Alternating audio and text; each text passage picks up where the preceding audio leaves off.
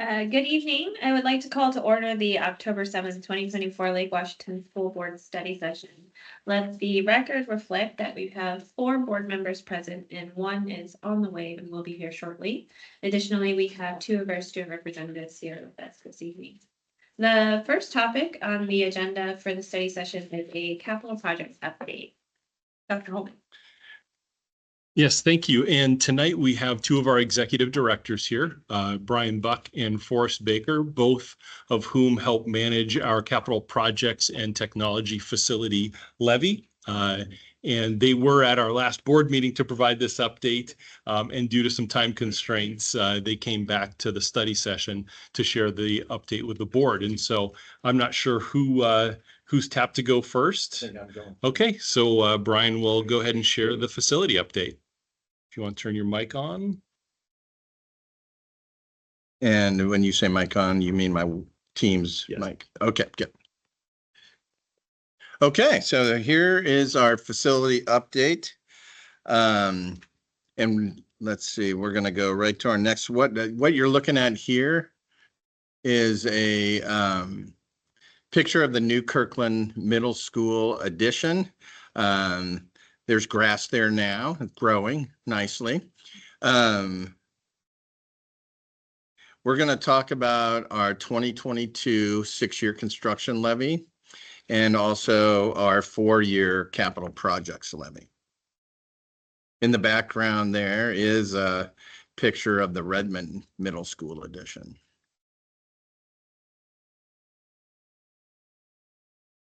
So the 6-year construction levy has 7 sites. It includes the Rockwell Elementary School rebuild and enlarge, the 2 high school additions at Eastlake and Redmond, as well as the Emerson High School K-12 rebuild and enlarge project, and then the 3 middle school additions at Finn Hill, Redmond, and Kirkland. So here's status. On the left is the middle school additions. Like we mentioned, they open this fall. The high school additions at Eastlake and Redmond, we're saying we're in design and permitting, but also in construction, as we did do some minor phase 1 updates this summer. These additions will open in 2026. The Rockwell Elementary rebuild and enlarge is in design and permitting. We have an open house actually scheduled this week with the city. Emerson High School rebuild and enlarge, we just started our pre-design process this fall.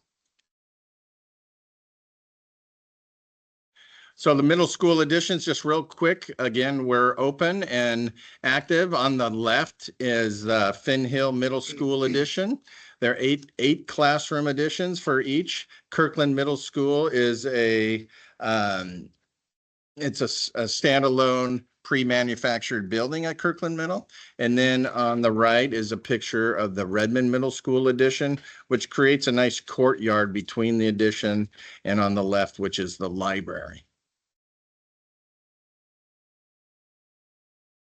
For the high school addition projects, phase 1 includes some teacher planning, some counselor offices, and some removal of lockers and some other minor pieces. And we're working now in the design process for the 12 classroom additions. On the left is a rendering of the Eastlake High School addition. It's this little node here that is added on to each end of the previous addition.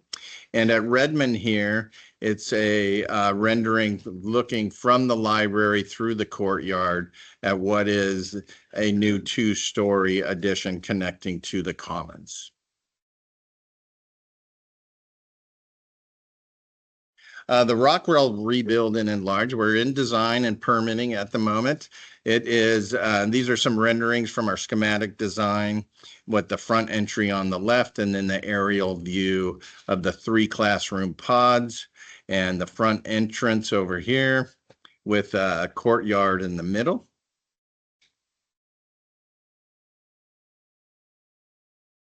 And here's a layout, if you will, the Redmond or the Rockwell Rebuild and Enlarge project. Right here is the existing parking lot. We're maintaining that existing parking lot, but building a new parent loop and with additional parking here and then a separate bus loop here. We believe that this is a significant increase to the loop length, which will help keep queuing cars off of the public street. Here is the aerial view, if you will, of the layout of the new school, which is in what is the southwest corner with an all-purpose field to the north and some hardscape play here.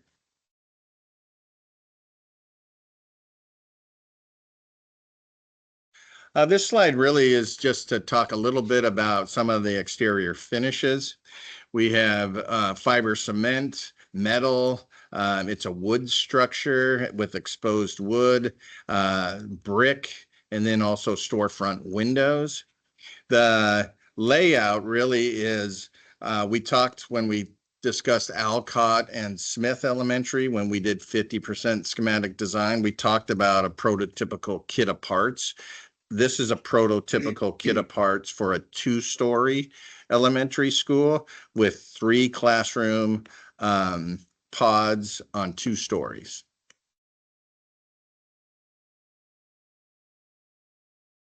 And like we mentioned earlier, the pre-design process is just starting this fall with the Emerson High School Rebuild and Enlarge project. Our 2022 construction levy, we are collecting $295 million for our projects with an additional $20.3 million in impact fees, which provides total revenue of $315 million. The expected cost for our projects is $306 million, which provides $9.1 million remaining available. And just as a note, we sold limited general obligation bonds in June to front fund the levy. Okay, moving to our 4-year capital projects levy. First, we are building systems and improvements. We have various projects throughout. I won't talk to all of these, but several flooring projects, quite a few HVAC control projects and HVAC upgrade projects. We had some lighting improvements at Keller and the Resource Center here, as well as our community pool upgrades phase 1 and phase 2. For site improvements, athletics and play fields, we have a couple nice photos, aerial photos at nighttime for the recently opened Inglewood Middle School partnership project with the city of Sammamish. It includes a multi-purpose field to the south for both baseball, softball, and a full-size soccer field. And that's kind of highlighted top right and at the very top on the left. And then we also have a full-size football, soccer field, lacrosse field with I believe it's an 8-lane track, synthetic track all the way around. We also improved several sand fields. Bottom right really is a project to add vehicle gates at Lake Washington High School. And then we had a district-wide project to replace bleachers.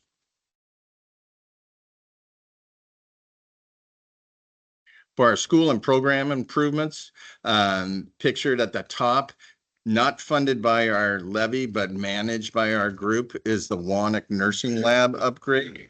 These are in progress photos. They have since been completed.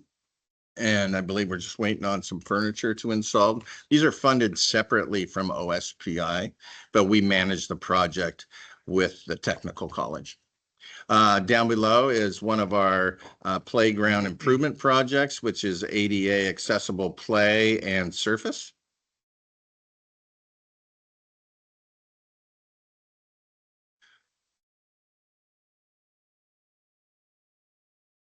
But it was opened 1 week into the fall, so they're able to hold their classes. Most of the work was performed during the summer. But the one nursing map. Oh. Um,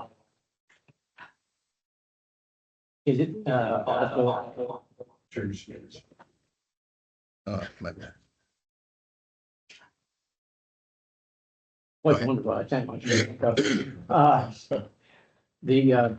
noticed that the sink area and so forth in the lab, is that ADA compliant also? Yeah. Great, thank you. So for code compliance, health and safety, we continuously look at access controls, ADA controls, ADA upgrades at Evergreen Middle School included some ADA buttons around the school. We had fencing improvements at Redmond Elementary School. Top left, you can see some of our district-wide water bottle filling station project, top left, bottom left. Bottom right was a seismic upgrade project at Einstein Elementary School, which went real well. And then at Evergreen Middle School, we did some work in their traffic loop. And this is it. This is actually a thank you to the construction crew at Redmond Middle School by Redmond Middle School students.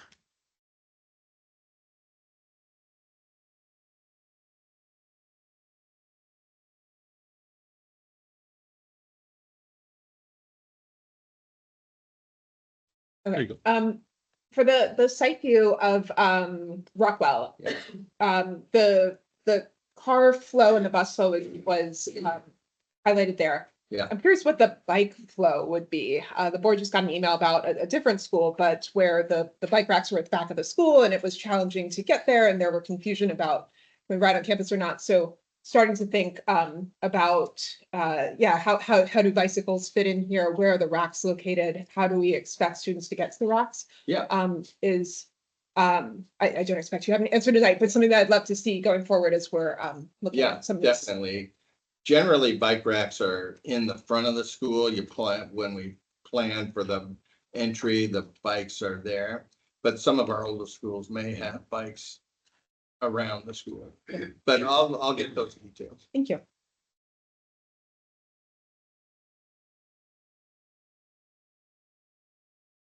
New slide deck. I gotta stop here. Here.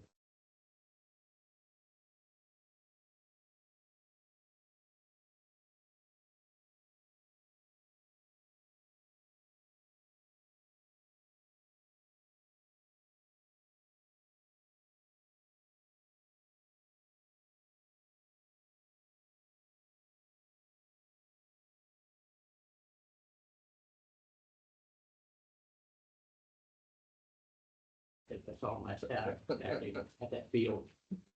They, and not only that, but they were actually all of one opinion. Yeah. So that'll probably be the only time this year, but they were just ecstatic. Yeah, it's a great project. And John, you said to turn on their mic once I'm ready.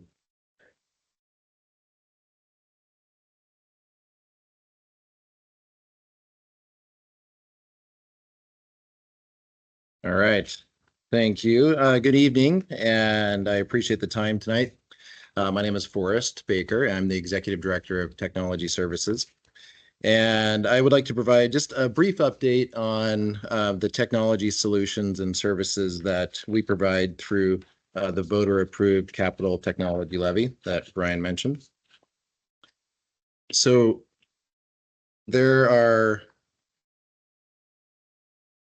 one second. There we go. 5 primary categories for the technology levy funds for planning and budgeting purposes. And they are really infrastructure, equipment, instructional software, business operating systems, and that includes everything from transportation routing software to HR talent and hiring solutions to purchase management, the full gamut of operating systems, and then professional learning support and staffing as well. So while I don't have time to cover all the services provided in the tech levy, I do want to highlight some of the exciting work over the summer from each of these categories, as well as provide some updates on larger initiatives that you heard about last year.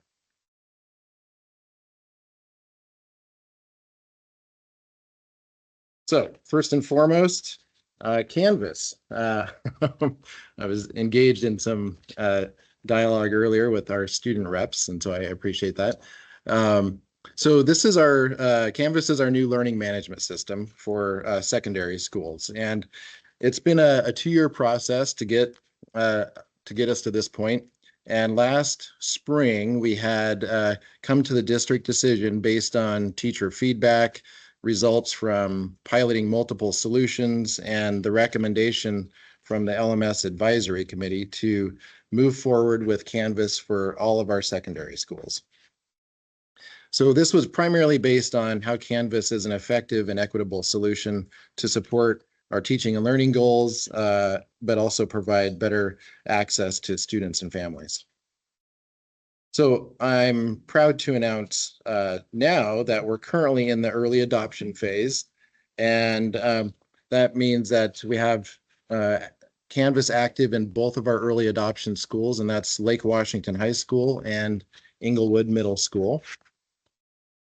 So the work for this early adoption began over the summer and continues throughout the school year, and that's included everything from coordination with the early adoption school leadership team and teachers to really best define the implementation strategy. And then our tech integration team provided training during the August Leap Week for teachers. We also recruited a handful of expert teachers as in-building resources and practitioners, and we call them Canvas captains. And that's for additional teacher support in the building level. And then we'll continue to offer on-site, which we've been doing last week as well, and e-learning training options for staff, as well as online support and training for parent access and navigation. So this year, the focus is really on support and gathering feedback of what works well with our features and settings in Canvas that we've initially rolled out, and then also what needs adjusting. And when it comes to features, this is hot off the press. Well, it was 2 weeks ago, hot off the press. It's a little, it's a little more dated now. So we received our first reports from about successful grade sync from Canvas to Skyward, and that was really big news. That was one of the core features that was being looked at with the Canvas adoption for an LMS, where teachers really have just that single point of entry for recording their grades on whether it's assignments or tests. So all of the Canvas work this year goes into further planning and preparation for full adoption of Canvas into our remaining secondary schools next year.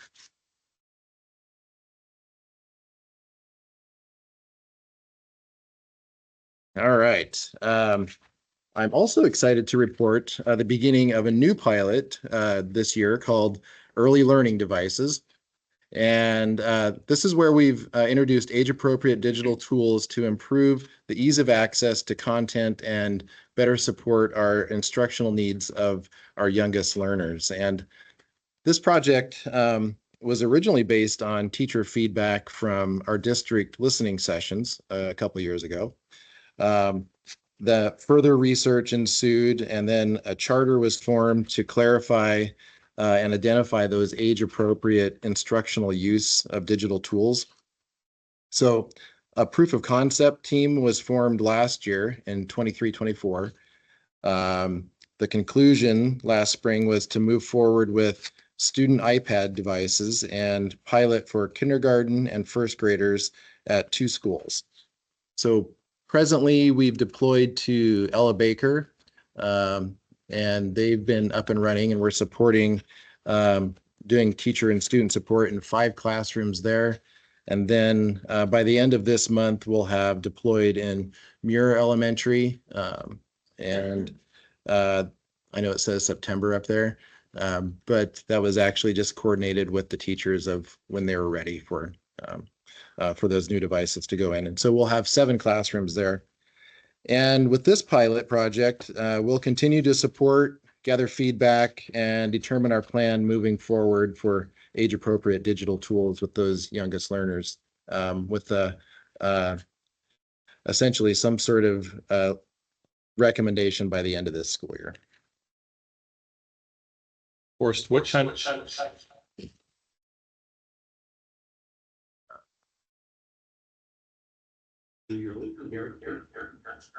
There we go. what kind of activities are or applications, or what are the kids doing on the iPads to begin with? Well, so some of that is just, yeah. It's, first and foremost, we were looking at some of our core curriculum tools like Lexia. That is kind of K-5 throughout. And then we're also looking at some additional Apple Classroom management tools that in a way provide the teacher the ability to push out content. So it's kind of the equivalent of like a Dino type of product for managing that. And we're also exploring the use of Seesaw as an alternative to ClassLink to essentially provide a portal of resources. But as far as specific apps, it's really just been our core content right now, core curriculum content. Will these iPads also be integrated with the AAC devices from some of the special needs students who are now being included in the classroom? So they're all under one umbrella now, Right. but there's 2 different fleets to manage Okay, because there's different applications and management on the assistive tech resources than these. well, what I didn't know, if I have, if a student already has an assistive technology device, Mhm. will it be able to then apply it, Oh, use it on there, so they don't have to yes, juggle to, Yeah. yes, Thank very you. much so, yeah.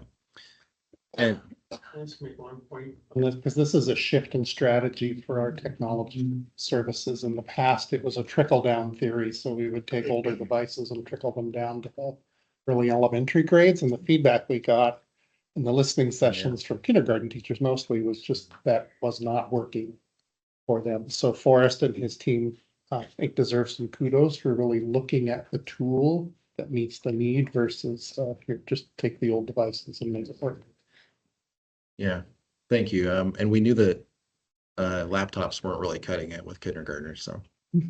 I have a question kind of about the listening sessions. Is that just through the technology department that you conducted listening sessions No, that was, specifically? no, that was a district-wide effort led by Dr. Holman to get the central leadership team into their schools and have some good feedback opportunities, really.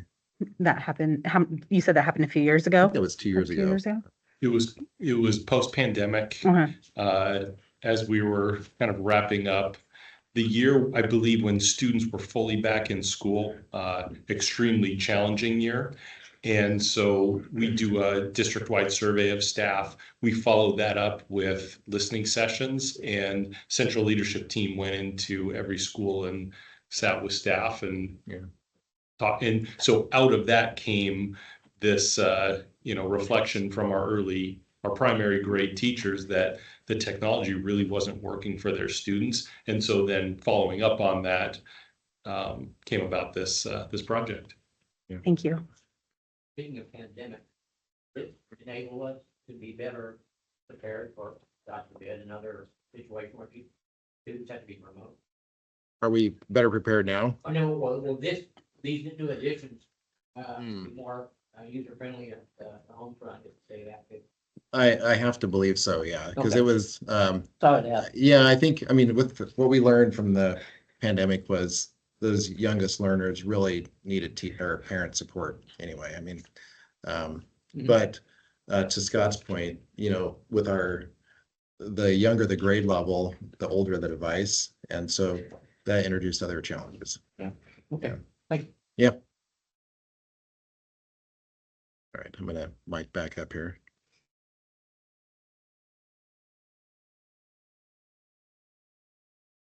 Okay.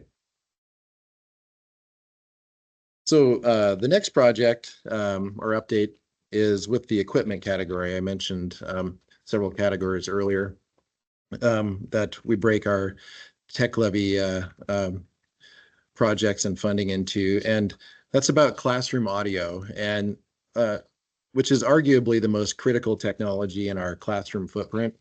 And over the last 3 years, we've been replacing the failing classroom audio equipment across the district. And this need became a higher priority than originally planned due just to the increased failure rates of the old equipment. And we didn't anticipate that. But because of the significant positive impact on both teachers and students to have that whole room audio system for communication and really just the overall learning experience, being able to hear, this became essential for all of our student classrooms. So we segmented the project into 3 based on grade band, and some of the rooms already had the new audio enhancement equipment, but we checked all of them, all spaces with audio enhancement just for quality assurance. And so at the high school level, that first year in 2022, we checked 432 spaces were inspected, and then 329 rooms were upgraded. And then in our middle school portion of the project, we had 394 spaces inspected with 317 rooms upgraded, and that was in 2023. And then in 2024, we tackled the elementary schools, so quite a few more classrooms. We had 1,030 spaces we inspected, and then 735 rooms that were uplifted last year. And I am happy to report that this work was finished over this last summer, and we're now, all of our district classrooms have the new and improved audio enhancement system. And we've heard nothing but positive feedback from teachers. And we're also developing a plan for end-of-life replacements moving forward, so we can just be better prepared. Of course, it's interesting to hear a technologist say the most important equipment in the room is the audio equipment. I understand why you said that, but could you speak more Yeah. to why you would say it that way? Well, yeah, I think, yeah. So we've basically learned once technology became an integral to our classroom environment that that audio and technology where a teacher is mic'd up and can be heard throughout the classroom, whether it's students in the front of the room or the back of the room, and you have speakers that are throughout the classroom to give that whole room experience that I mentioned. That's the difference maker. It just, you know, there's no disadvantage on where you're sitting or placed from that. So.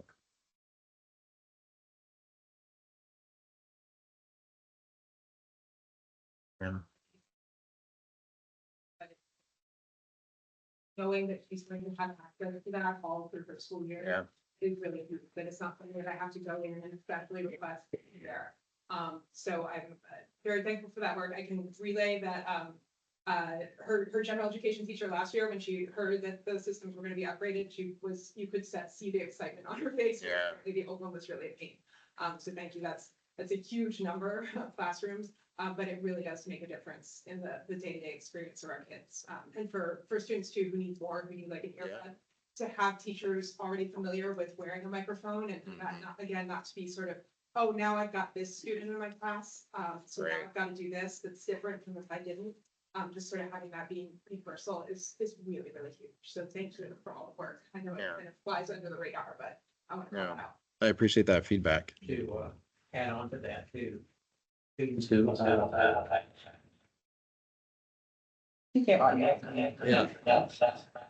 I consider myself lucky something. All right. Need your speaker. Okay. Okay. Students, especially since my son, with his autism, when he was in the classroom, they try to use the device, the headphones and so forth to the teacher. And to be quite frank, it kept his attention span a lot better because it drowned out all the extraneous stuff. So anything that you've done to improve that, thank you. Yeah, I think it'll help the inclusion go even more Right. smoothly. The other part is just undiagnosed hearing loss. There's this whole spectrum of people with hearing loss that will never go see a doctor about it. And so having this as a universal tool actually provides greater access.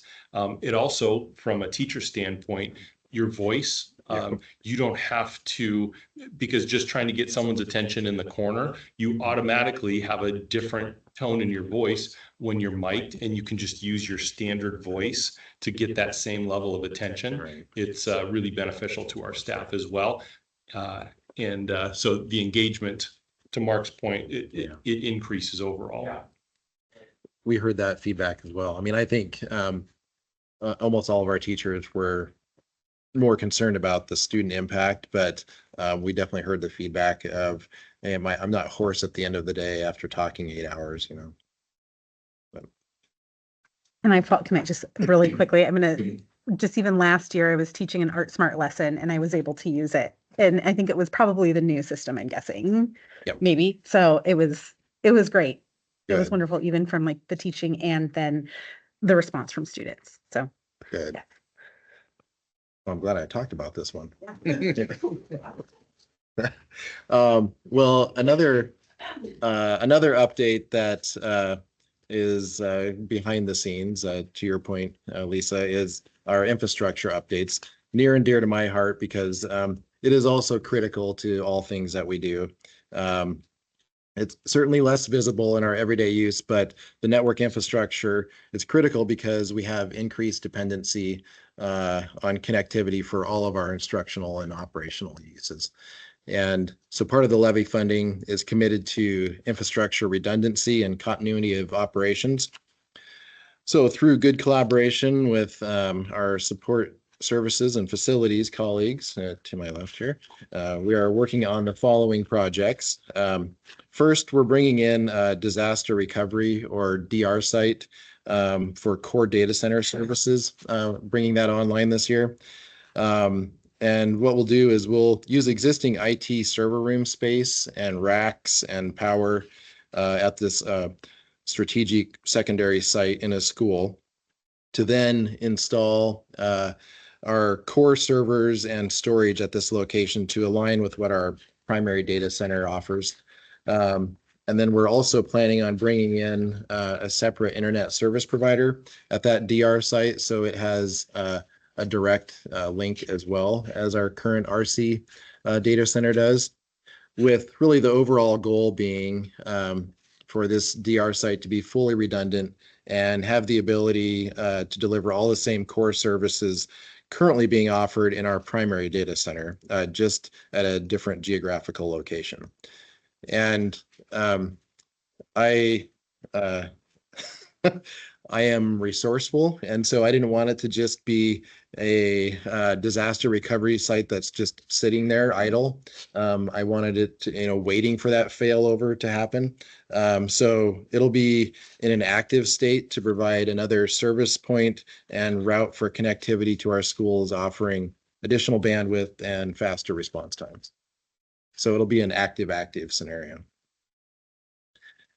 And then a little more visible and recognized infrastructure is our Wi-Fi. It's been a multi-year project, upgrading and expanding our district-wide wireless network that all of our devices connect to. And the first phase was really about replacing all the old wireless access points and related equipment for improved performance and capacity, which we completed spring of 2023. And then the second phase has been expanding our wireless network coverage to additional areas of need within the schools and high use areas outside the schools as well. And we're scheduled to finish this work in December of this year, so just a couple more months. And then lastly, for a large infrastructure project, we are moving forward with our levy funded phone system upgrade from our current platform, Skype for Business, which is, yeah, it's been around a while, and that's also end of life. So, yeah, to our new team's phone system, yeah.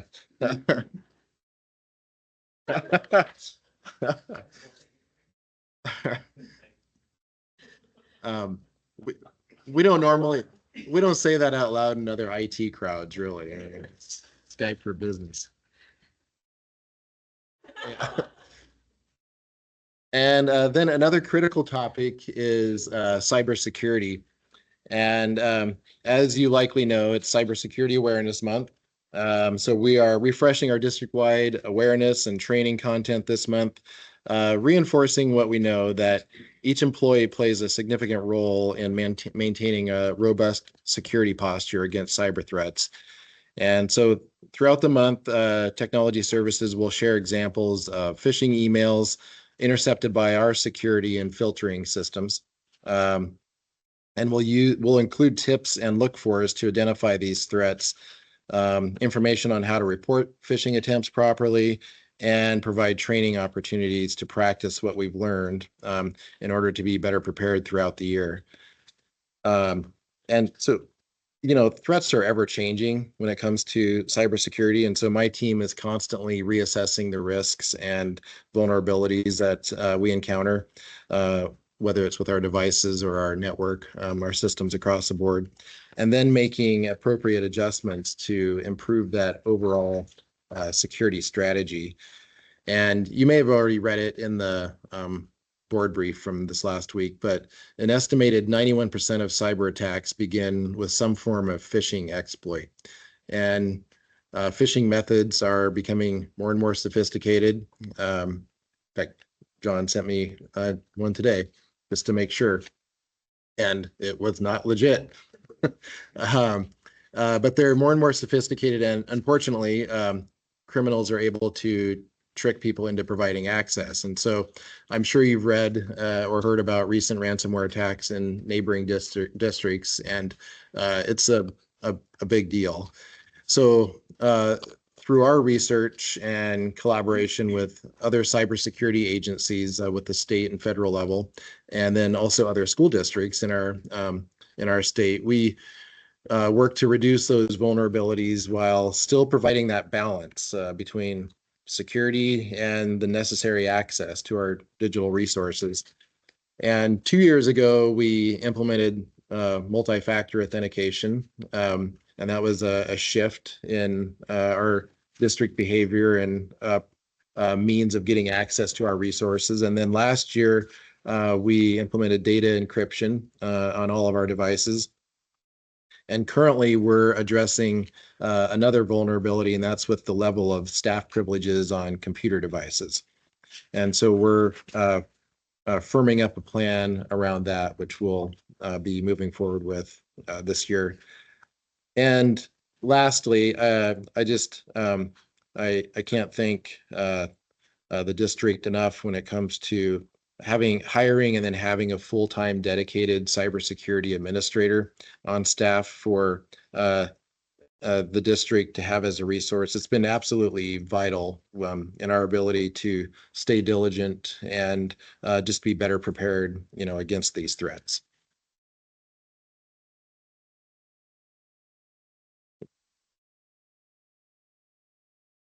Okay, last but not least, you can't have any good presentation without talking about AI just a little bit. So AI and workflow automation. So we continue to explore our opportunities of integrating AI and workflow automation on both the instructional and the operational areas of use. The technology operations team created an administrative toolkit that offers information and training on how to use some of our new Microsoft apps to work more efficiently and save time in several use case scenarios. And this also includes some examples of Microsoft Copilot AI, either directly as a chatbot or integrated into the apps. An example of that is with Microsoft Teams, where AI can automatically take and summarize your notes and give action items automatically from the meeting that you're holding. And that's fantastic because that would normally be multiple people scrambling and taking notes and then summarizing or doing some assignments afterwards. And so there's a real value add there. And another service that we've been providing is consulting with our other departments and schools on how to digitize and automate workflow for really just better record keeping and to also save time. But one great example of this service is with our warehouse transfer portal, which has streamlined the entire process for moving all of our equipment, our books, our furniture around the district. And throughout that process, when we were consulting, we examined the existing process, identified that a triplicate paper form was the core method of tracking all of this. And there was, it's stacks of paper, and organizationally, it was a challenge. And so we turned that entire process into a digital workflow that has been used over 5,000 times since implementing it last year. And it's been a major savings in time and money. I'm not sure what the cost of triplicate forms are, but they're not cheap. I know that. It's $1,000 a form. $1,000 sold. And then on the instructional side, for use of and support of AI, we continue to follow the guidelines and philosophy from OSPI and their model of integration, and continue to refine guidelines for our own use instructionally, as well as offer training. And the AI exploratory labs were a big hit last spring, so we'll get those posted out there as well for teachers. And last spring, the tech integration team led yet another pilot, and that was of Magic School Enterprise software. And that's an AI platform specifically for the use by K-12 teachers and students. And this is available for all grade levels, all content areas. And the response was overwhelmingly positive, with over 1,000 educators utilizing those teacher-specific tools within our 3-month pilot period, and over 30,000 generations by students within their teacher-moderated spaces. And so I'm not familiar with that new product. it's, you know, For student and teacher. so Magic School AI software, what it does in a nutshell is it simplifies the use, because it has some canned content or ready to use content. So you don't have to be a prompt engineer. It's ready to go. Let's say you're a middle school science teacher and you have your lesson plan, but you're looking to enhance or explore that or engage more. You can jump right in as a teacher, pull the modules that you want to use with whatever lesson you're building, and also open up a space for students to engage in that. And what is valuable about this product is it provides that walled garden to where you have some data security around that. And it also gives an opportunity to really just teach that appropriate use of AI with our students. Yeah. Can I see if I understand what you just said with an example? Yeah, sure. Let's say a teacher is wanting to teach about hydrogen bonding. Okay. They could go in and they could pull their resources in. They could almost set up a space for then students go in, and hydrogen bonding is already the content that they would be exploring. You're really pulling in, like you're linking the content from Magic School to like, Okay, Yeah. thank you. and that was, so the teacher feedback was really good from that pilot. They gave us some really good specifics about how it helped them save time with tasks, provide individualized support for students, including writing essay drafts or receiving more frequent feedback on written assignments, and then adjusting the delivery of content to support their needs with their diverse learners. And so based on that feedback, that's what made us, gave us the information we needed to make a decision to actually reinvest in that partnership this year. So. And that's it.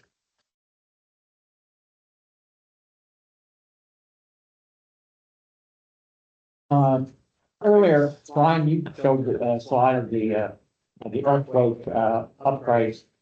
And Forrest, you talked about, the idea of recovery. Yeah. I guess this, but going to John, when you get down to it, when I was at Premier, we used to have about once a year, earthquake, preparedness drills, not the idea of dumping under your chair or that sort of thing, but the idea we have our cross communication staff come through and so forth. Do we do anything like that along those lines? We do, and we're actually in the preparation stages. Later this week, we'll meet with all of our central leaders. Scott Emery will lead us through some kind of updated procedures. Scott did work with all of our schools around emergency preparedness, and really the goal is to do, I'll just call it a tabletop exercise for the district regarding preparedness related to disaster recovery. You know, should there be an earthquake that takes a school offline or another event that, you know, we need to respond to at a school at a district level. And so we're going to do that later this spring. Is that entail, maybe it's not in detail, won't work out, but does that also entail being able to inform parents if an event, let's say the earthquake goes through 1, 2, or 3 schools? So the idea of the tabletop is to engage our partners in the cities. It also would be the communications protocols that go alongside of it. Okay, great, thank you.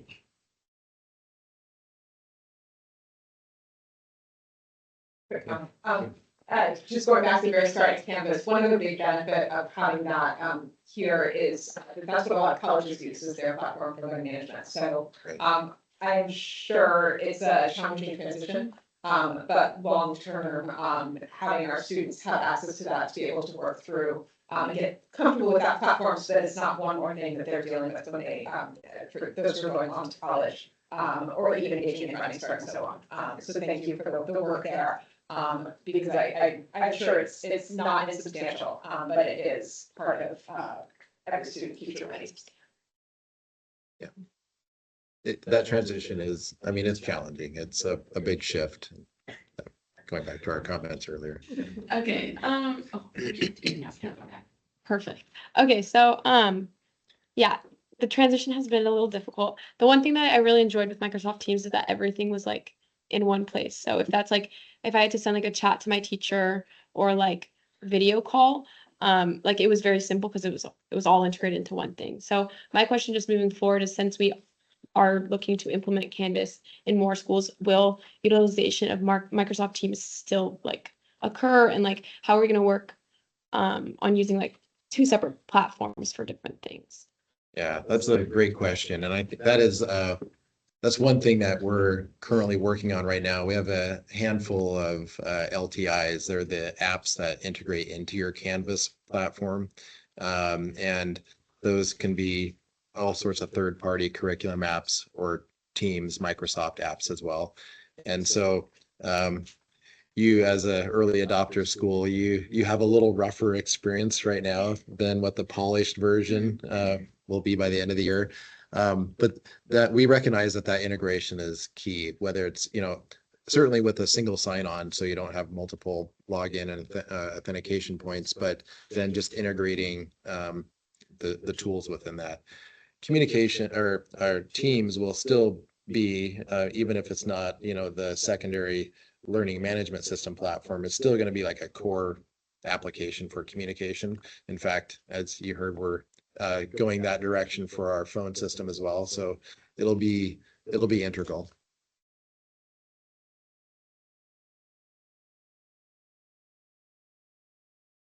Thanks. Yeah, I was just gonna ask for Magic School AI.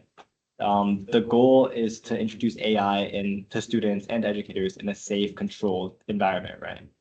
That's one, yeah, that's one benefit. And so my question is, what is stopping these students from misusing AI on another platform like ChatGPT or any other platform that provides AI that isn't in a controlled environment? Couldn't they still misuse it, I guess?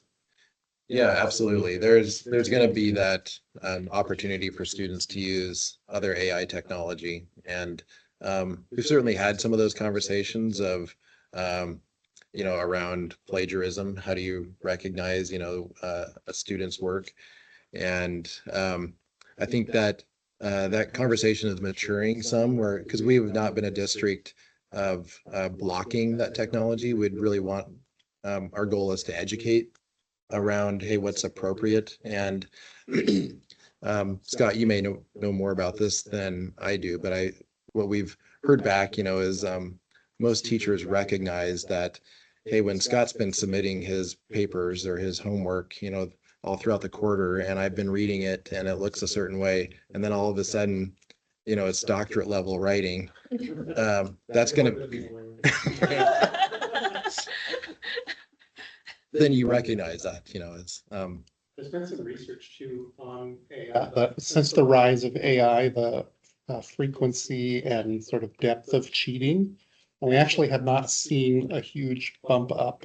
Kids sort of dabble in it, and then like we all did when we were in school. I always tell a story of I had AI, her name is Phyllis, it was my mom, who would stay up, because I'm a procrastinator, who would stay up all night with me and read my papers and edit them and give me, and not every kid had that growing up. So there's some potential for AI in a controlled environment to level the playing field in some ways that we're kind of excited about. Phyllis was great. There were many many. Oh, no. I was being generous. Question? I had two quick ones, and I don't know if either of them are being addressed to the right person, so let me know. So I had a question about the programming choices that are specifically our elementary school students are utilizing in the classrooms on their computers. So Lexia, Dreambox, EduTyping. I've talked to Jen about this before, but my curiosity is specifically, is it Lexia or Dreambox? There are studies that show like it's effective if you get X number of minutes a week, and it has to be like a consistent block of time, not 2 minutes here, 5 minutes here, 10 minutes here. And just through my personal observation in classrooms, I see it being used, like computer time is used a lot during like group instruction, where it's like, when you finish your work, get your computer and you guys can do either, and then the teacher will say which one, and then it's kind of like almost like a little bit of a babysitting time while we wrap up over here, right? And completely appropriate. But I'm curious about, do we see these as like beneficial to the learning environment for our kids, as in who's evaluating the effectiveness of these programs? And what are we seeing? So that was my first question. I can wait for an answer and then. I believe that's probably a teaching and learning. They join the meeting or just talk loudly? Maybe talking to your microphone and we'll pick you up through that. Yes, with those tools, with Lexia and Dreambox, we adopted Dreambox as a district and we've used in lots of different schools. I think it probably 17. And we adopted it as basically in response to looking at the research and looking at the tools teachers really wanted to use for their students.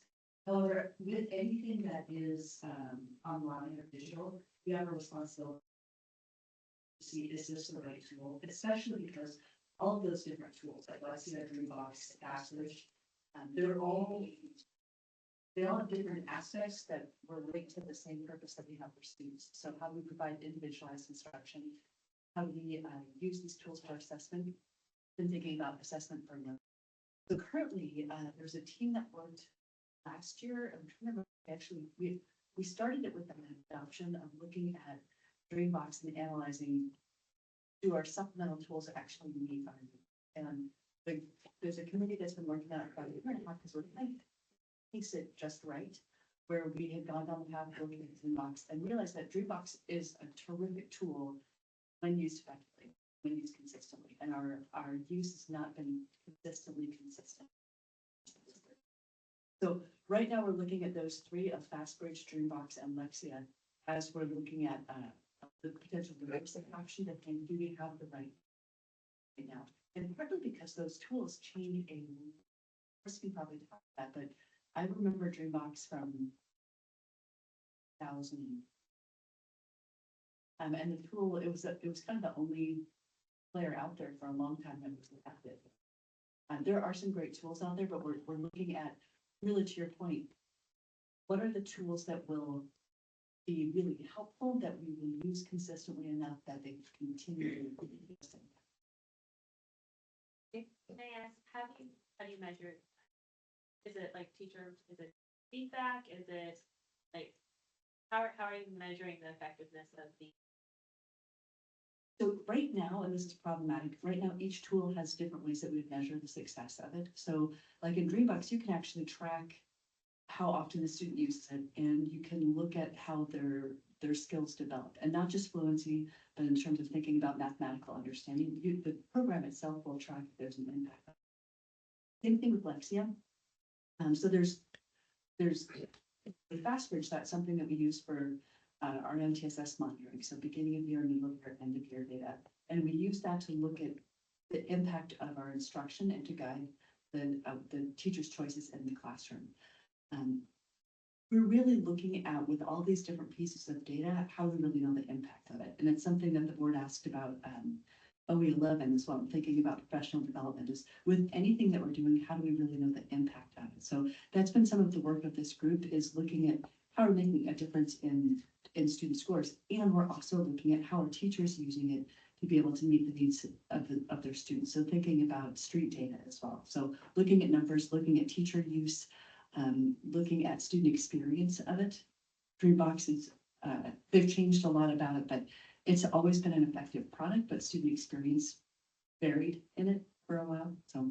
So that's a great question, and one that we are continually looking at. And with those three, right now is kind of a perfect time to look at, might there be a simpler solution than the one that we have right now with these three products? So that's something that we're really thinking about, is what is the thing that would have us use data consistently across the platform and then in instruction. It also means something very different now than it did even 5 years ago. So the tools as they develop, large language model or generative AI, are very different than they were. They don't just, you got this one wrong, so I'm going to make the next one easier, or you got this one right, so the next one's harder.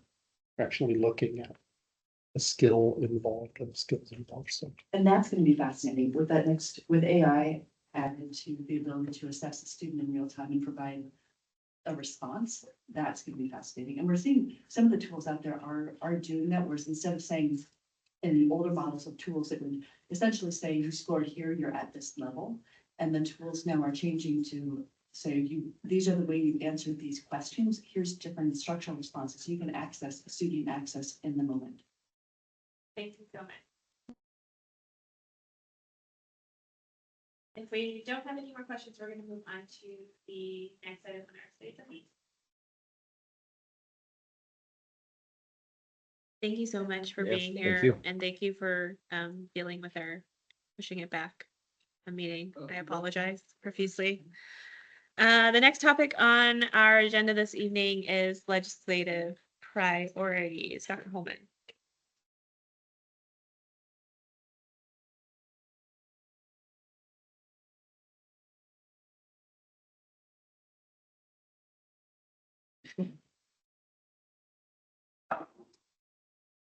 So I thought it would be beneficial to just do a quick reminder of our last few ledge platforms. And it was interesting to go back to 2021 because we didn't have a single image in the platform, and so to see the progression of our platforms, I could tell you they're much more visually pleasing now. But you can see here I highlighted a few different components here. you will see consistently through all of these platforms advocacy related to the full funding for special education as one of those really long-term and durable requests that we've made as a school district. And we are still asking for that. And then this also is in the midst of this is the 2021 platform. So in the midst of COVID and really trying to unpack some of the legislative work that was going to go on related to holding districts harmless, emergency liability kind of components. Those were for us urgent. Short term, you can see SEB. That was something we advocated for related to overall cost. There's been zero movement in updating any cost revenue structures for SEB. SEL, there actually has been movement related to SEL, not to the degree that that we fund behavioral health, mental health supports, but the legislature did actually increase the prototypical school funding model related to SEL. And then in the far right long term, you can see technology funding, and in that, sorry, I didn't highlight it. We talk about the MSOCs related to technology, and we say it was negligible at that time, and it is negligible today. They really haven't done a significant amount related to technology funding. What you heard tonight is almost 100% of that is funded by our local levy dollars. School construction funding, they did actually increase the SCAP reimbursement number to a degree, and so that's good. And simple majority for school bonds is another piece that you will see consistent through our platforms. So that was 2021. In 2022, you can see I was highlighting in yellow on yellow, so it doesn't really work all that well. But you can see here in our short term, fully funding of special education programs, in our long term, advocating for simple majority, continuing around state assistance funding for building new schools, and then one that we brought on board, eliminating sales tax on school construction projects, which at the time I was even surprised that that was a question being asked, that or something that was required of us to pay taxes on our school construction projects. In 2023, you see here, we tried some pictures out. This year we went to some different imagery. You'll see, first and foremost, fully funding of special education. We also then talked about aligning that with inclusionary practices, talked about increasing the funding factor to address the total cost of special education programs and services. So kind of the overall fully funding, and then gave them an actual method to be able to do that. You can see advance a constitutional amendment to authorize simple majority for bonds. And then this year we brought in full funding for pupil transportation, which is something. Well, we also asked for the formula to be updated, and to be honest with you, if they just would have done that, then we'd actually know the difference in funding that the state needs to provide. Last year, we had an updated platform that focused much more on our values, brought in some new aspects to the overall platform, but still in the upper right-hand corner, fully funding for special education programs and services, update the transportation funding formula, and ensure that that is fully funded. You can see down below, advance a constitutional amendment that authorizes simple majority for school bond passages. Maybe it's the language we're using. Maybe we need to update our language related to a simple majority. And then we brought forward a new concept that would benefit us and other districts across the state, and that is changing the non-voted debt rules to be consistent with other capital funding rules. Ultimately, what this would allow for is for school districts to front fund construction levies to build their projects sooner and receive the funds up front. So that's the quickest review of our last 4 platforms, which I just think it's interesting to see some of the consistencies, and then there's a lot of components in there that are different. You received this from Director Yoakum earlier today. I put it in a bit of a different format because I thought it was interesting, because the list I saw didn't have the kind of the number of board members that voted for it. This helped me to understand kind of, I know we're not supposed to prioritize for WASDA, but for ourselves, it does help to put a priority order. And so it was because special education actually was lower on the list that I saw. This makes much more sense to me because, you know, for us as a district, this has been a priority for us, consistently, something that every time we meet with our legislators, this is a topic that we talk about because we know the impact that it would have on our school district if special education was fully funded. The opportunity that it would provide for, yes, our students that are supported through special education programs, but really it's about all of our students benefiting from this program being fully funded. And so you can see here, there's 11 highlighted because I didn't know how to do a tiebreaker between the 5 of them that had 2 votes. And so I just included 11, even though somehow they're submitting 10.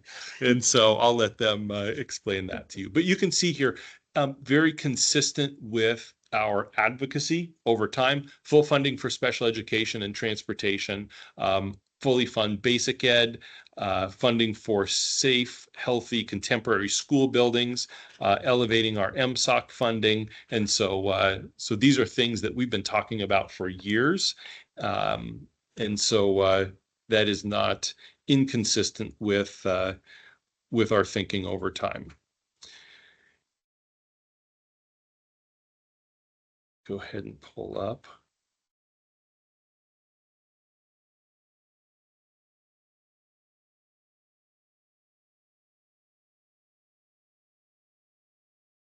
And so then tonight, our hope is that, and you all have this in your packet as well.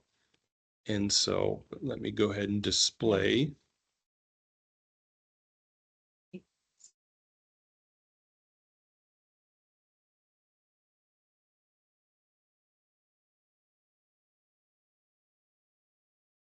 There we go.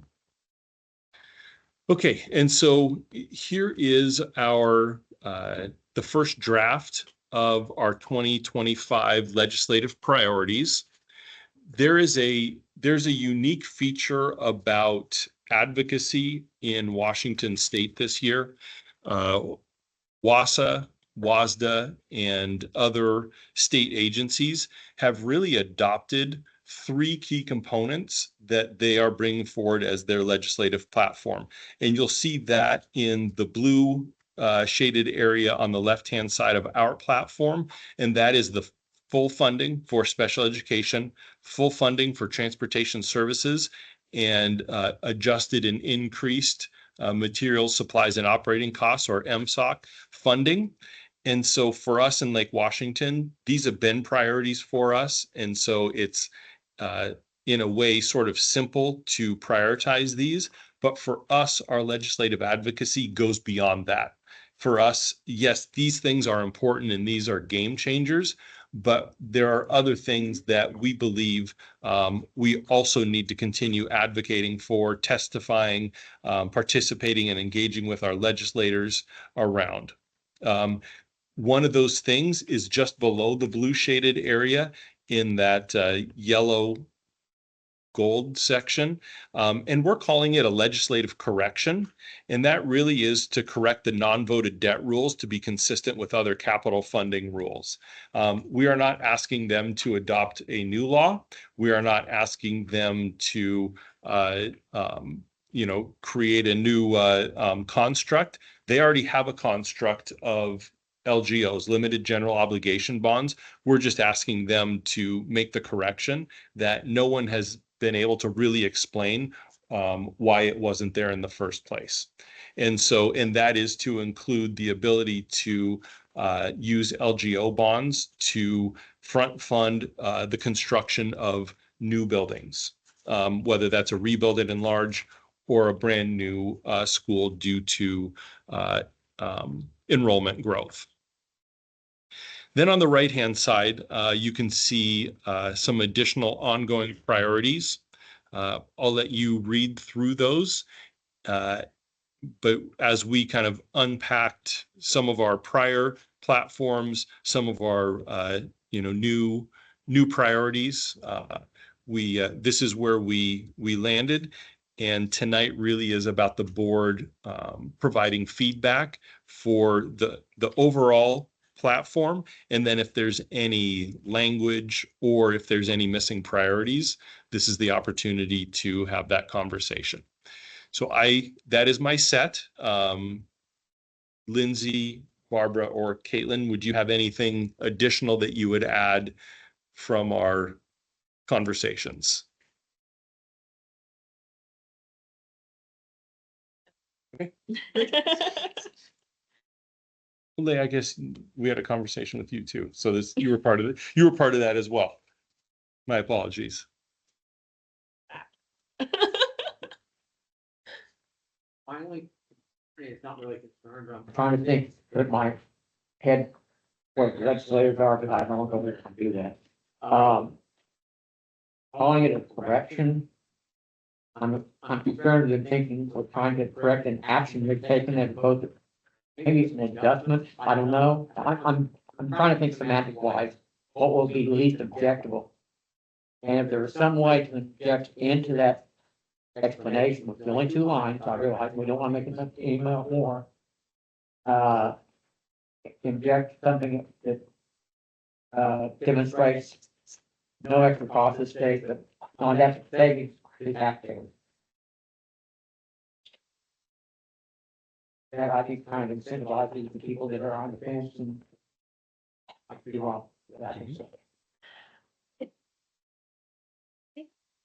I was gonna say, is it an actual term that is used? Legislative, No. correction? Oh, We accept that. okay, We're talking about it being an edit to the existing law. okay. I didn't know if there was Really like an changing. actual Yeah, nothing legal technical. term. Really, Okay. the only change is adding a 3 to the WAC.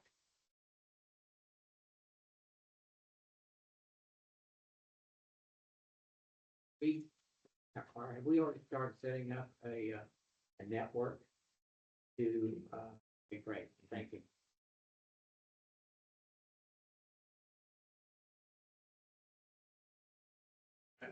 Are we, I missed the first minute, so we're just shouting? Okay. Yeah, Okay. go ahead. Shout away. We could, I don't really have strong feelings on whether it's bad or not to call it legislative correction. I think I kind of hear your point though. If we could, if we wanted to revise the call, say it's a statute correction. I mean, it's the statute that we say needs to be corrected, I suppose. Legislatively, it needs to be corrected. I don't know. So I don't, I'm basically different. And I do think calling it a correction is like a fair framing of it. When I stare at it too, it does seem like it was just that what is currently in law was somewhat just like an oversight. I think it is a fair way to frame it. I really like the really calling out like three priorities in the blue and then the legislative correction. Comment, I guess, is we have a lot of ongoing priorities, like there are like 6, 7, 8 somewhere there, and also just like a lot of text. And so, I know it's hard to take things off the list that are ongoing priorities, but, I think we should consider, doing that. I mean, I have some ideas, but I'm curious if anyone else had that's, before I go down that route, it's that same interest at all. Wait, What do you say got? that? Okay, I'm sorry. I was also like something similar, I guess, along those lines. Just are these like in order of our priorities? Like, we care the most, like, not, we care about them all, but like when I saw the ranking that like we had like as board members, like, is this aligned to that at all? Because like as a reader, I'm not gonna get to the end. No, they're not. Like being, There's no specific order to. And I guess also it was a great question you asked, like, who is this for? Is this for community members? Is this for our legislators? I think it was a good question that I just wanted, like, who's the audience who this is designed for? I think all of the Right. above. But our legislators first. Oh, yeah. Yeah. Everyone else work on it. It'd be something Yeah. different. But also, like, But yeah, we'll give it groups to anyone who, who, yeah. like the PTSA will look at it, like I- TS we'll look at it, yeah.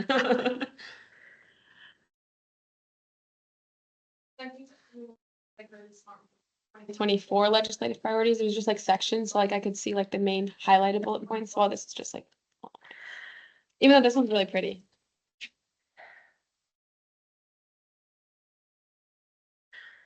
Lindsay, did you have something? No, I let everyone else talk first. No, I concur with Eric. Once you get past 3, the attention span of the legislator kind of goes into limbo. And I don't know how much time we'll be able to devote to the 7.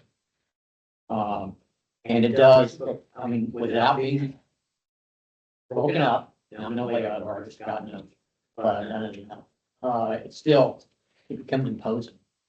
And I can see some legislators, if we can concentrate on the top 3, we'll be getting their attention. And we can add the adjustment, correction, whatever else we'll end up calling it. Those really are called out, whereas the others kind of blend into the woodwork. And to be quite frank, I wouldn't mind seeing them blend into the woodwork or go away. But, I mean, there's none there like being a dead horse.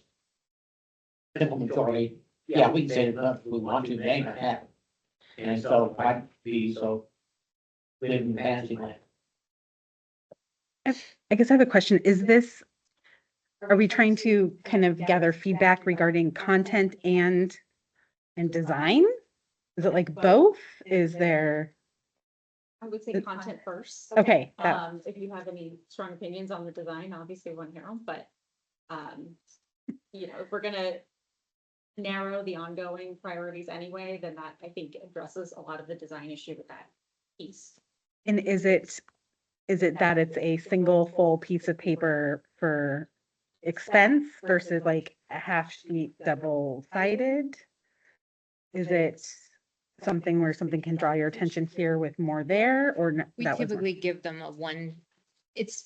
in the past, it's been Okay. one-sided, so they don't have to flip Right. it and turn it over. It's Okay. just something they can have one page, and most of them get it electronically now. Got it. So it's also something easily they can pull up and read it on one page.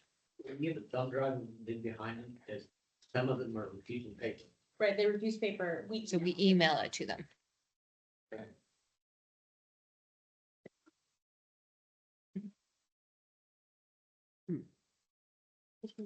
Yeah, I think, my own comment, I do agree that the ongoing priorities list is long. But I would suggest adding literacy to it, as a priority. I'm glad, I wasn't alone in that. But, I would I would love to see that called out partially because of the work that's going on right here in Lake Washington, around, elementary literacy and driving towards an adoption, in 2 years. So it would be great to have more support for that. From the legislature, and also just feeling a little bit like, as the second largest school district in the state, I feel some responsibility to use that as a bit of a bully pulpit, and to highlight, I think we're doing great work here in Lake Washington. I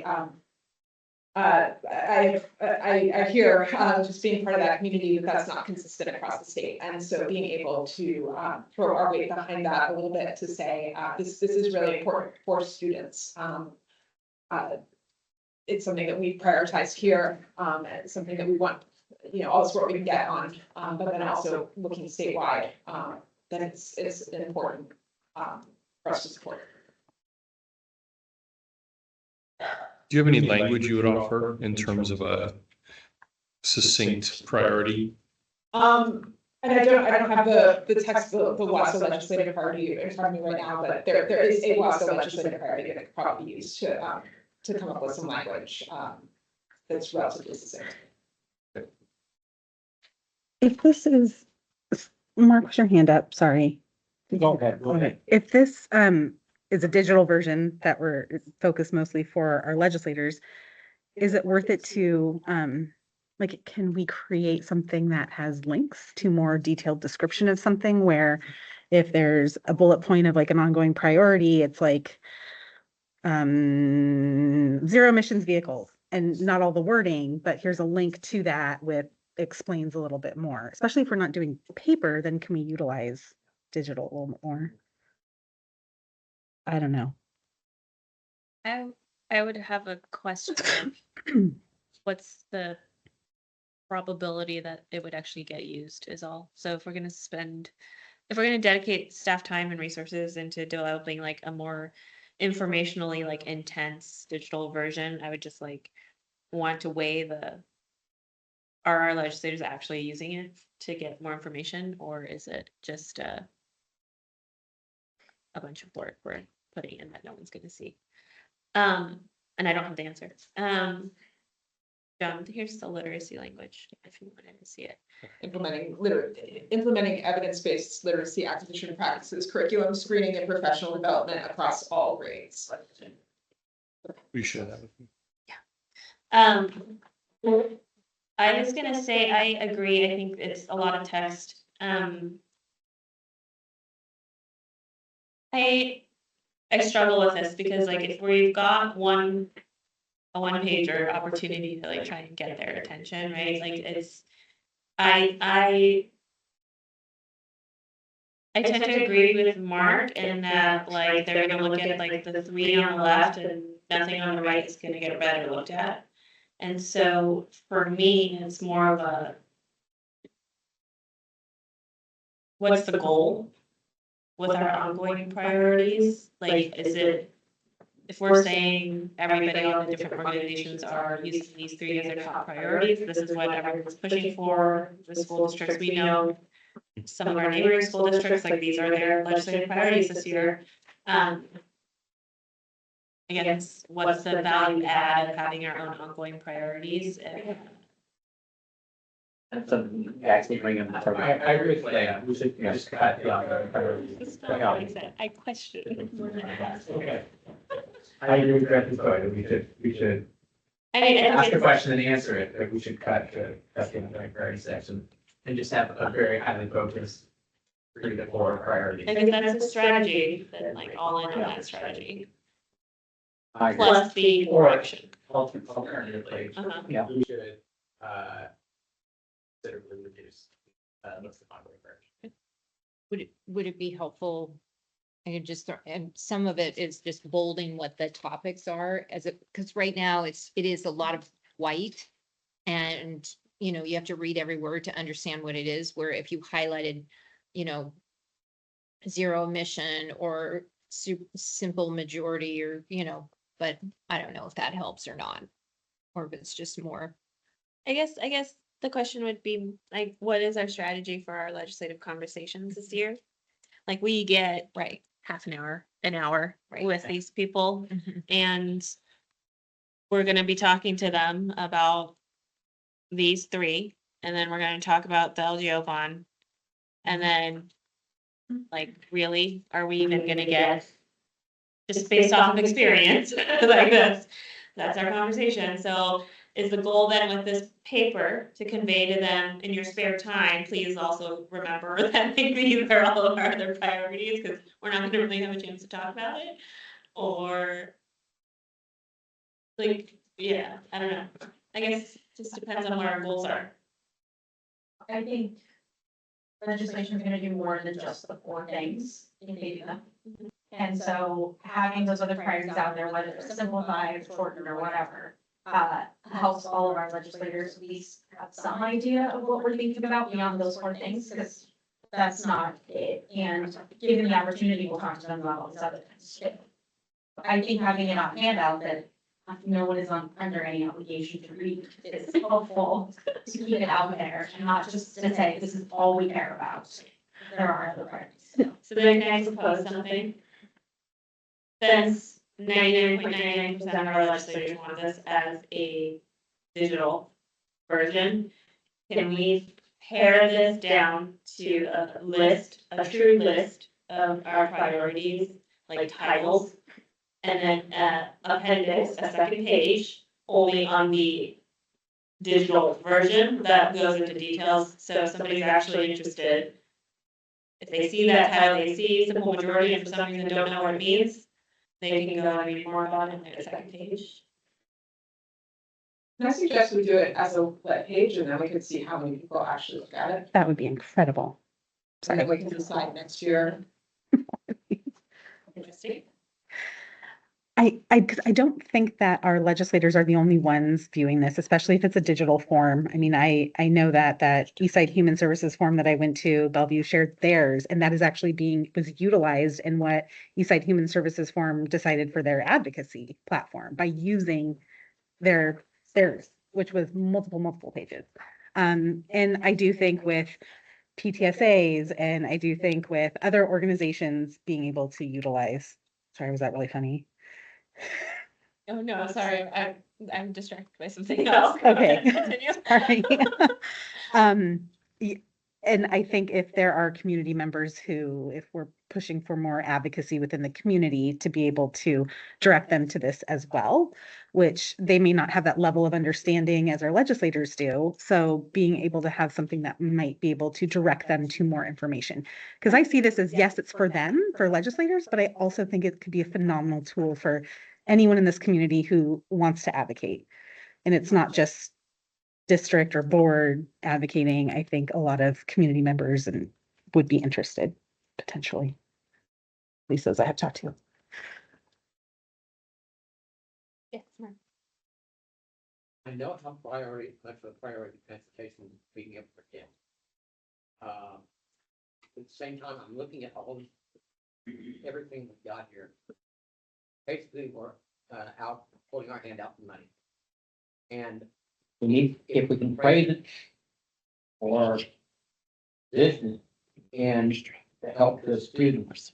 That's why I like the idea of making sure that literacy is up front. With the idea being that you can cross the barriers between conservative versus progressive, whatever, east side of the state versus west, and get some values in there that they can all agree to, of the importance of them. Everybody knows everything we're asking for is going to cost money, but we have to really get them up in. If we, I guess maybe this is a matter, to be quite frank, because if we start memorizing our talking points and we have all that in our background, if we can make it personal, then we can do that. But I can see the saying, oh, bad money again. Or what the people we are, and people, poor person, we actually have all this money, especially if that one initiative passes. I don't know, I'm trying to figure out from a thematic point of view and also from a advocacy career. So the reason that these three funding elements were selected by our state agencies is because they're applicable universally to all districts in the state of Washington. And I can tell you, even my colleagues within the Puget Sound region, while they are willing to be supportive of this, this doesn't address LEA, so levy equalization. That is a hot conversation amongst superintendents. LAP and the allocation of LAP funds to districts. Lake Washington doesn't receive LEA, nor do we receive a tremendous amount of LAP. And so those two things, like those wouldn't land on our, advocacy, but there are other districts that, their sub bullets to all of this is we got to get those things squared away as well. But these three things, if you fully fund special education, you have affected 295 districts. If you fix LEA, I'm probably 50% of the districts in Washington state receive LEA, if I'm understanding LEA correctly. Maybe. And I don't know visually how you do it, but a heading for it saying 295 school districts across Washington will benefit from bing, bing, bing, bing. So It's in, and same with the legislative correction or what the hell we end up calling it. Have it, and, talk about the savings to taxpayers without costing the state legislative, first, any more money. I'm trying to put my head in those that are gonna be, thinking we're trying to bypass bond, simplification, which we are, but, trying to get them off the fence. See where I'm going? totally. I have on here to put a title for our three. But I like the idea. State when you think about priorities. 295, Mhm. Every student in the state benefits from bing, bing, bing. Or 30, or however many, 3 million students, whatever it is, benefit from bing, bing, bing. I think we're around 1.1 at this point. Yep. Whatever. Yeah, but that may be an interesting. Yeah. Students east and west. Now, rural, urban, whatever you want to call it. At the same time, I also feel like these are our district's Mhm. legislative priorities, not the state's legislative priorities. That's fair. So, like, I see it as those organizations' responsibility is to say X number of school districts would benefit from this in this way and that, and making this opportunity, like we're talking about sitting with our representatives to talk about their specific constituents and how this is impacting their lives. And so I agree. I think a more personal touch makes sense. Case with the old saying, you grab them by the heart and you end up in the brain.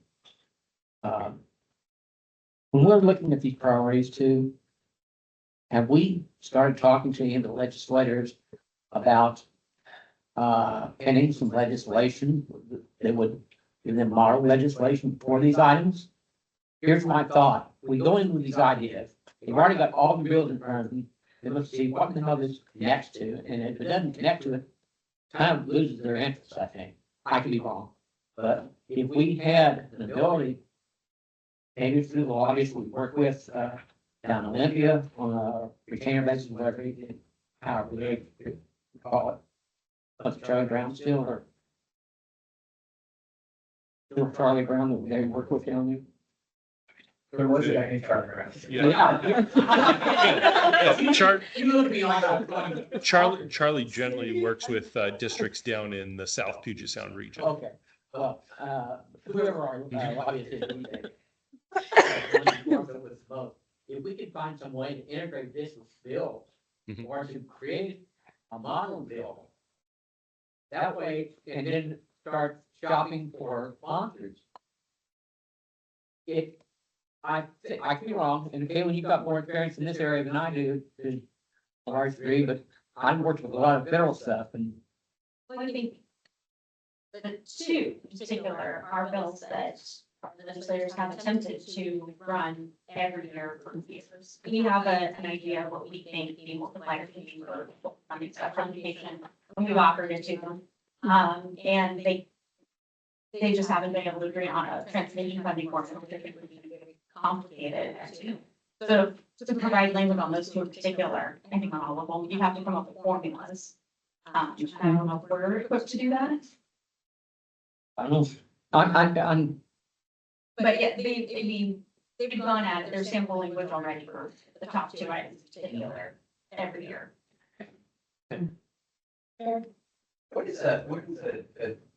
What would a digital equity plan be developed by the legislature? A plan to create a more equitable opportunity for students and youth across the state to have access to hardware, connectivity, and the resources we need for a 21st century student to actually participate broadband bill in school. So, Would it be like a? Okay. What it, the legislation that we're asking for is like a. Like a prototypical model, like that the legislature would like for like what connectivity technology looks statewide, is that essentially the idea? Thank you.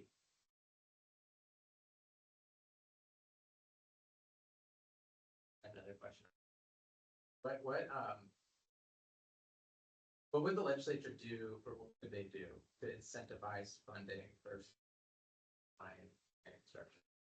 But is it so there. in the words like put incentive, like cost incentives in play? Mhm. Okay. Like there's when we were looking at site 59, there was a type of wood we were planning on using. What is it, laminated? There's a different word. It was wood instead of metal. right. But the cost was $5 million more than if we just used our standard, steel beams. And there are incentives they could put in place to ensure that, our construction costs aren't escalated because we're, choosing sustainable design as opposed to, I'll just say standard design and construction. Challenge I have with this is like all of these are priority, like some level of priority for me, like they're all great. I really think just highly focusing on 3-4 things is for this year I would prefer to do. And I say that like as somebody who every single year for the last 8 years, however many years, have talked about super majority to our legislators and would like to continue doing that. But I just like, it's certainly not in the ether this year. And whereas these other 3 items, like there is, I do think that we can make progress. I think really like focusing on priorities is a better approach.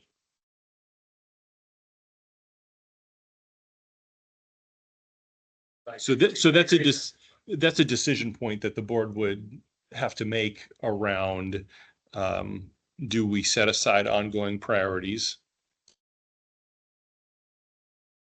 for the year and focus on special education, transportation, MSOC, and LGOs? Or do we pare down? Hmm? The ongoing priorities. I feel pretty, yeah, I feel pretty strongly that they should still be there. And yes, I've said my piece on literacy, but just in general, that they should still be there.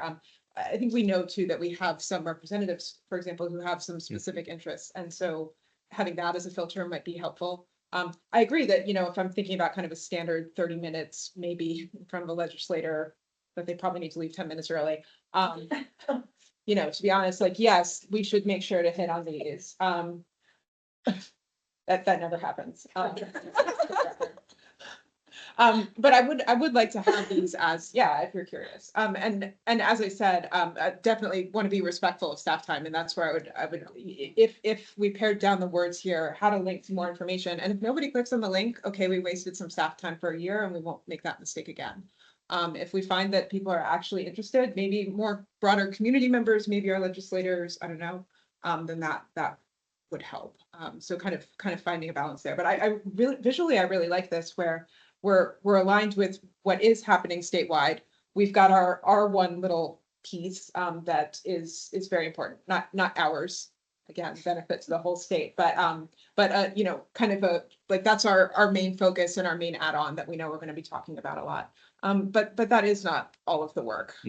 And so yeah, having it not be overwhelming. Yeah, you know, I think there is a consideration of, yes, do we want to break our streak and of like, you know, it's like, what is it, a snap streak? Is that right? Of like having, oh, that was not good. It was. My high schoolers are at home like cringing right now. No, but like our streak of, you know, having simple majority just being something that we prioritize. Yeah. You know, or do we want to highlight other things? But yeah, I think just going with these 4 is not enough. Because I think there's another aspect to connecting and engaging with our legislators, and that's hopefully having something that is either directly connected or tangentially connected to what they're working on. Yeah. Because the majority of our delegation is not on the finance or education. Right. And so yes, we want to talk about these things. And a lot of times what we hear is, well, when it's on the floor for a vote, I'll support it, but they won't talk about it. They won't for the entire session. Yeah. And so if we have issues related to sustainability, if we have issues related to mental health and well-being of students, like these are things that there are connections that we can make with our legislators because we want them to feel connected to us for the work that they're doing.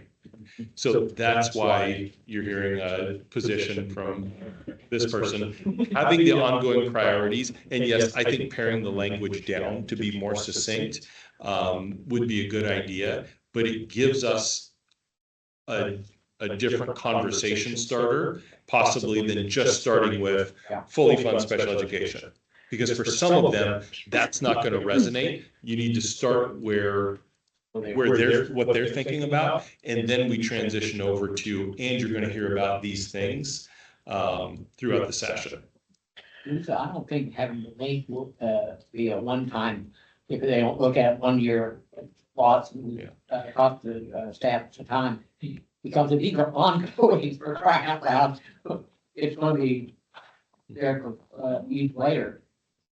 A simple majority will be reused next year for sure. Oh, hell, it's going to be used until next century. Hey, Eric, I have a question. If it looked like this, what would you have a different opinion? Yes? Yeah. So is it?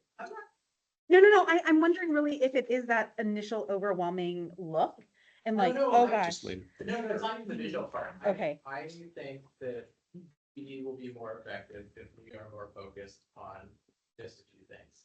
And I think like memorializing that in a one page is actually itself a good idea. So I think if you're asking for opinions, I agree. I think having just the priorities on the left doesn't make sense. The ongoing priorities are the ones that are more specific to our district and our needs, and I think it makes a lot of sense to continue to have them. I think that it needs to be pared down.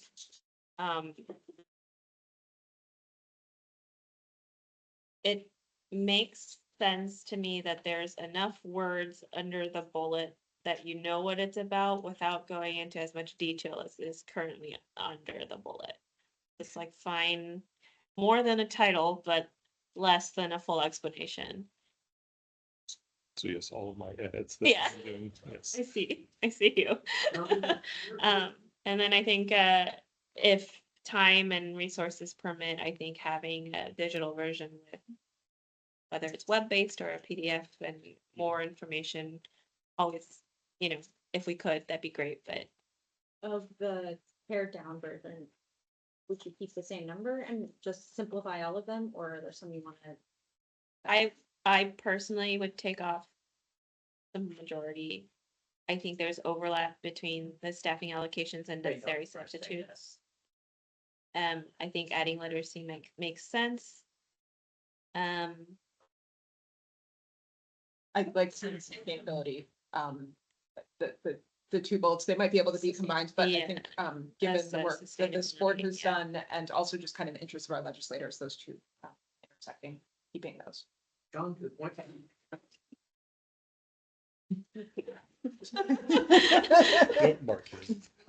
Okay, we've got like 2 more minutes. Mark, To your And then point, Eric. Don, about each legislator having certain issues that are more loved than others. Maybe, Caitlin's, I know who's gonna end up doing the chart, which legislator fits the what? Mhm. And then we start focusing we don't have a set top 3 we go to everybody with, but we go to Goodman with this, we go to Beeland with this, so forth. Yeah, See where we'll, I'm going? we'll tailor our Yeah, meetings this year. Thank you. Eric? You got 1 minute. If we're going to have an ongoing, like we're going to have the ongoing list, I would strongly like, and I'll just handwrite it in on all of them if we don't have it, to have the simple majority on there. If we're going to have them, if we're going to continue to have an ongoing permit list, that should remain on. Okay. Thank you, everyone. Since there are no other agenda items this evening, the October 7th, 2024 study session is now adjourned at 6:49. Thank you.